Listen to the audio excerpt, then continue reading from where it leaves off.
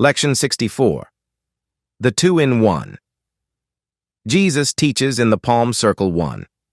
Jesus came to a certain fountain near Bethany, around which grew 12 palm trees, where he often went with his disciples to teach them of the mysteries of the kingdom.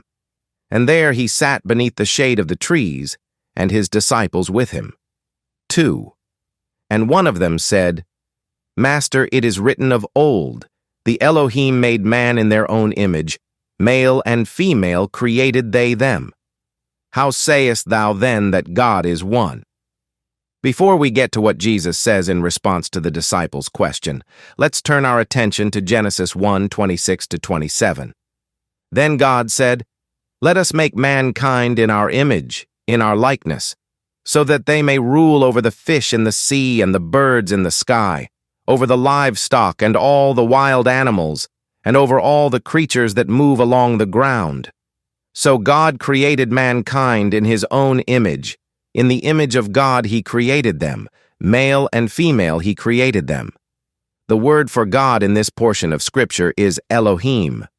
What was projected and created were male and female, the direct reflection of the Creator, and this is what Jesus is referring to in the Gospel of the Holy 12. Now let's go back to the Gospel of the Holy 12 and pick up with what Jesus says in response to the disciples' question. And Jesus said unto them, Verily I said unto you, in God there is neither male nor female, and yet both are one, and God is the two-in-one. He is she, and she is he. The Elohim, our God, is perfect, infinite, and one. This portion in the Gospel of the Holy 12 brings up something so interesting which is mentioned in Genesis, about how the Creator views marriage, and how physical intimacy or sex unifies both male and female into one flesh. This is why fornication is condemned on numerous occasions throughout Scripture, and let's read this portion of Scripture, Genesis 2:24. That is why a man leaves his father and mother and is united to his wife, and they become one flesh. The man and the woman are intertwined, united, and recognized as one, not after ceremony, but after intimacy. This connection is a direct reflection of the Creator.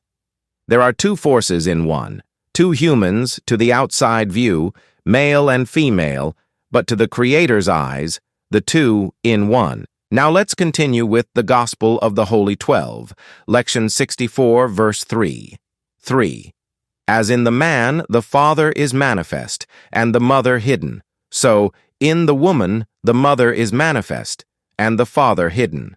Therefore, shall the name of the father and the mother be equally hallowed, for they are the great powers of God, and the one is not without the other in the one God.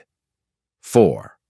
Adore ye God, above you, beneath you, on the right hand, on the left hand, before you, behind you, within you, around you.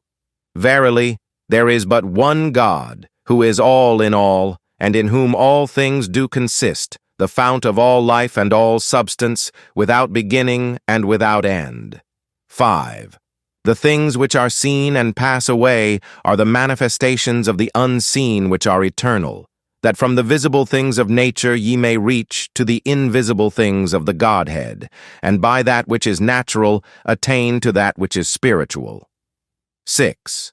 Verily, the Elohim created man in the divine image male and female, and all nature is in the image of God. Therefore is God both male and female, not divided, but the two in one, undivided and eternal, by whom and in whom are all things, visible and invisible.